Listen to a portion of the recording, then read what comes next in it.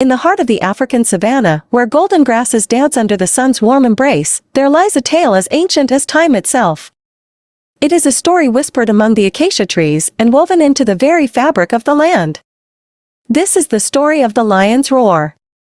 Deep within the lush expanse of the Serengeti, a young lion named Keto dreamed of one day unleashing a roar that would echo across the plains, a roar so powerful it would announce his presence to the entire kingdom.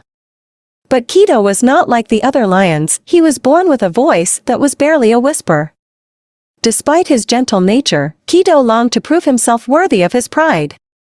He spent hours practicing his roar, hoping to one day command the attention of the savanna.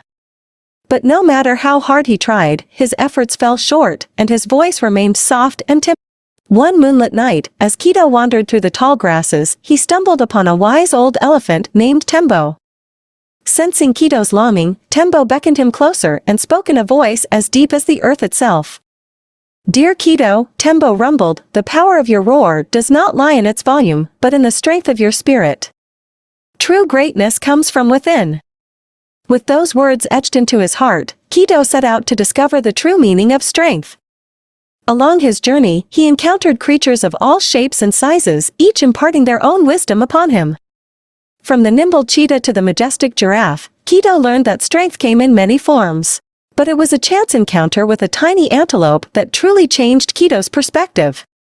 The antelope, with her delicate frame and graceful movements, shared with Keto the secret of resilience. She told him that true strength was not about overpowering others, but about enduring in the face of adversity. Armed with this newfound understanding, Keto returned to his pride with a renewed sense of purpose. As he stood before them, his voice may still have been soft, but his spirit burned with a fierce determination. When a rival pride threatened to invade their territory, Keto stepped forward, his roar echoing across the plains. Though it may not have been the loudest, it carried with it the weight of his newfound strength and resilience. In that moment, Keto realized that the true power of the lion's roar was not in its volume, but in the courage and conviction behind it.